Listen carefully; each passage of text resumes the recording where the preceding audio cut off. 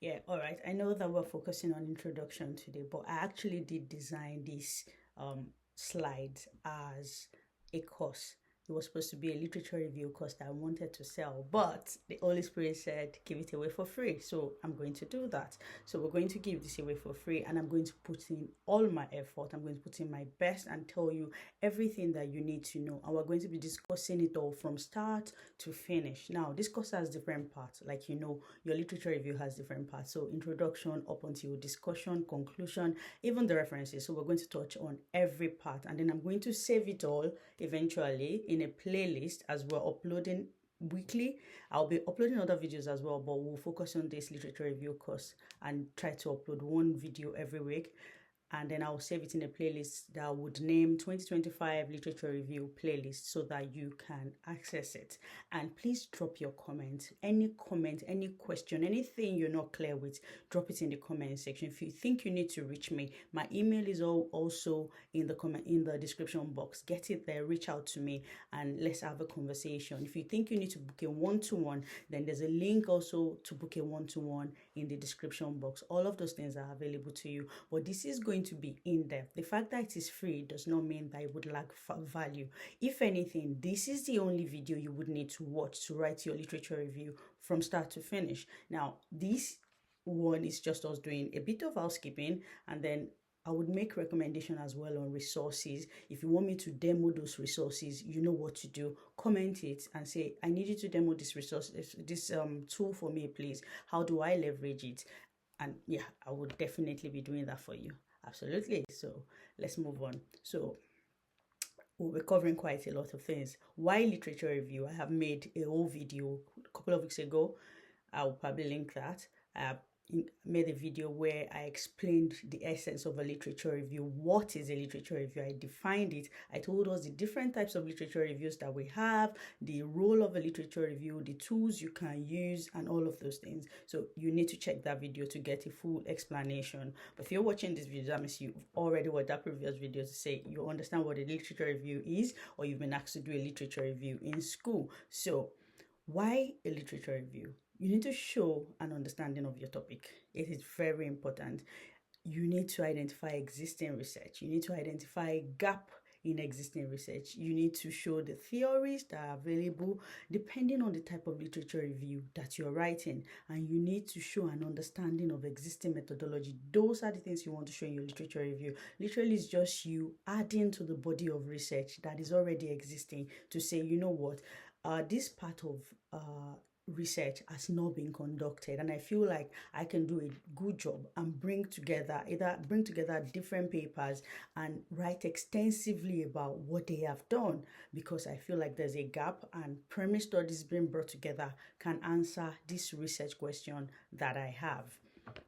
So that is why you're writing a literature review, or simply because your school has asked you to write a literature review, and that's okay as well. So without not wasting your time, what does a literature review contain? So in this case, I'm doing this mostly for master's students and first degree students, where you've been asked to BSc, MSc, that's what this is for, where you've been asked to write a literature review in most cases, which is always like a structured literature review. And sometimes they interchange it for systematic review, but not so much. But it's more like a standalone literature review. I did explain all of that in the previous video, so please check it out. So what does a literature review contain? Your literature review would always have your submission page. Please don't forget to put your name. And those are the things you put last. It has your acknowledgement, depending on what your school wants. It also has abstract. Abstract is the first thing you would say. It gives an overview of your entire literature review. And you know what? The irony of it is the first thing you see, but it's the last thing you would write, because you would have finished your literature review, put it all together before you would do your abstract.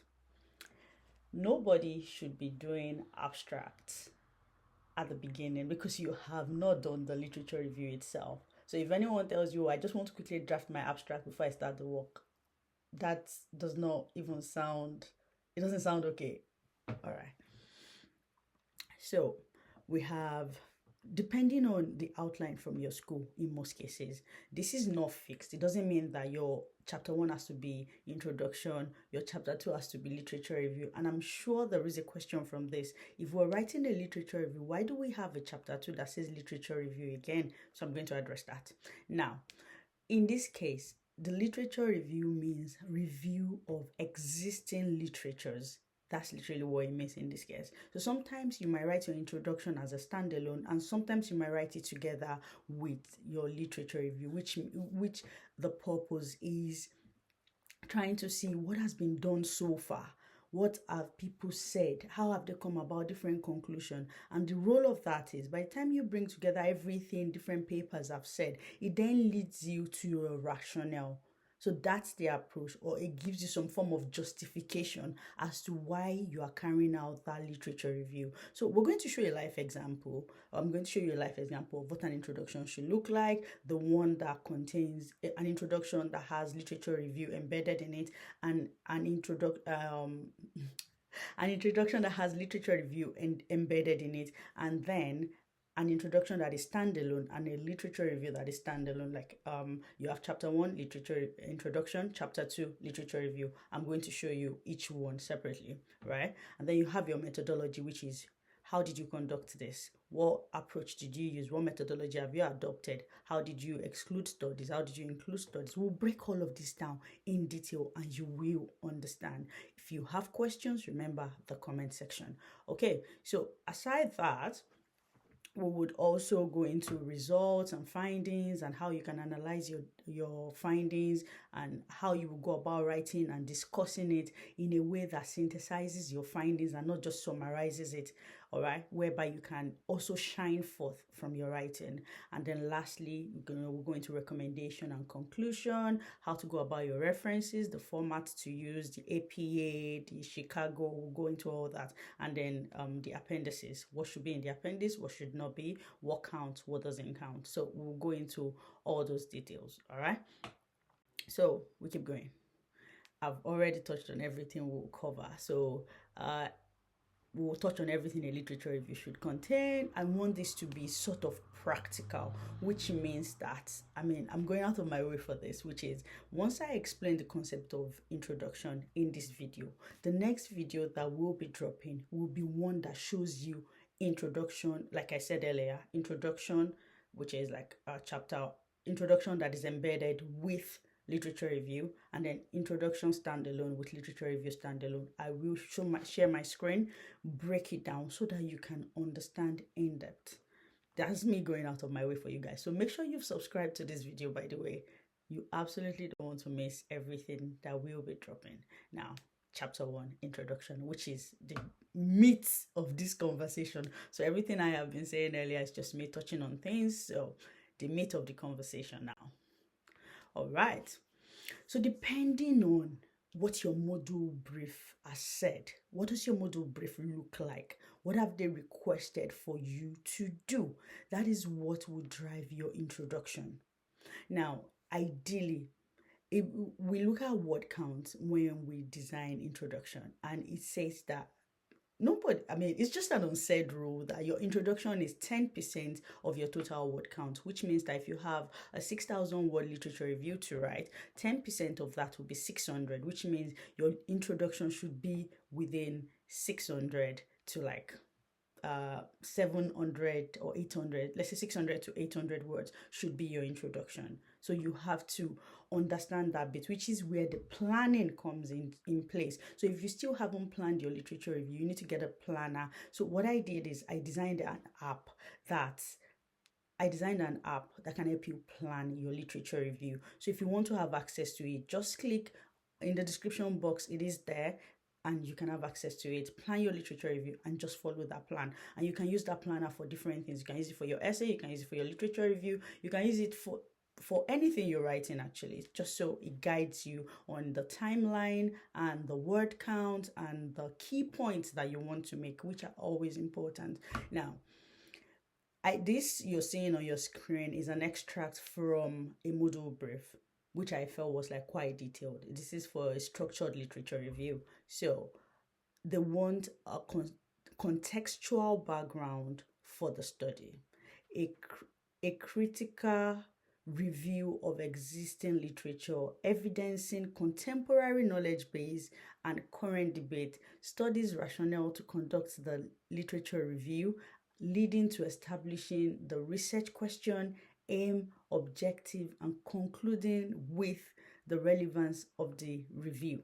Now, that's like an overview of what they want to see in your introduction. So this form of introduction now is the type of introduction where they embed the introduction and the literature review together. Sometimes people call introduction background. They are used interchangeably, and that's okay. Depending on your school policy, it doesn't matter what you call it. It's what it contains that matters, okay? Whatever your school wants it to call it, just call it that. You can call it introduction, you can call it background, all right? So in this case now, when you're merging the introduction and the literature review together, you first do a critical exploration of key literatures. You identify key themes as well. You identify gaps in the knowledge, and then you provide justification for the study and a short conclusion. Now, that's what your introduction is going to look like when you are adding literature review with it. The purpose of introduction, let's go over it again. The purpose of your introduction is to be able to establish the reason why you're carrying out your literature review, is to be able to justify that reason and to be able to give us your own research question from it. Remember, this is the introduction that combines literature review with it, right? Or review of literature, whichever one you want to call it. So that's that type of introduction. Now, this is another form of introduction where they just want introduction, aim, and objective, 2000 words, right? It says establish a robust background, rational foundation for initiating the research, leveraging relevant projects, management insight or data to underscore the significance of the study. Craft concise and clear aims, objective, and research questions that effectively guide the project management research journey, aiding in structuring and navigating the study. All right, guys, so this is another form of introduction. This is just introduction, aim, and objective. So it's not the literature review aspect. It's just introduction and then give us your aim and your objective. But at the end of the day, there are commonalities between these things, which means that when you're drafting your introduction, it has to lead somewhere. If you don't take anything away from this video now, is your introduction has to follow an approach. It has to follow an approach and it has to be systematic. You start by defining the concept. You start the next thing, you give us a background to that subject. What has been researched? What is the history of this thing you are talking about? What is the current situation of this thing? And then lead us gently. It's like storytelling. You have to start from the beginning and then take us through that journey. So the same thing goes for your introduction. You start from the beginning, take us through what the history is, what is going on currently, what are the future aspirations, what is policy saying about this topic, and then lead us gently until you arrive at the reason why you're carrying out this particular literature review. And that's how you write your introduction. That's the approach you follow. And I'm guessing you're thinking right now, Bookie, yes, that looks very easy. You're saying it like it's easy peasy. I promise you guys, it's easy peasy because I'm going to show you, I'm going to give you a detailed example in the next video, and you will see what the introduction should look like and how you should structure it, if it's standalone or if it's a merge version.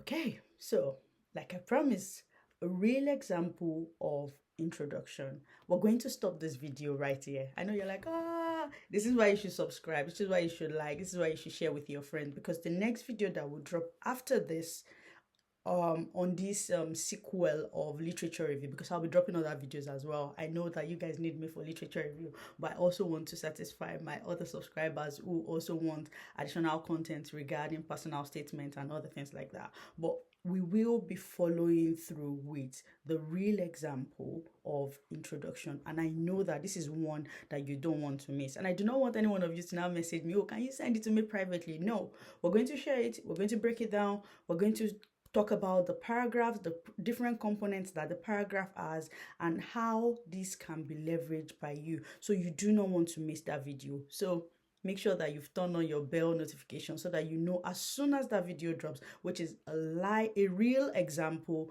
of introduction in literature review. I guess that's what I'm going to make the title. Anyway, we'll see. It depends on what the thumbnail is going to look like. But I hope that this has really helped you, and I hope that you have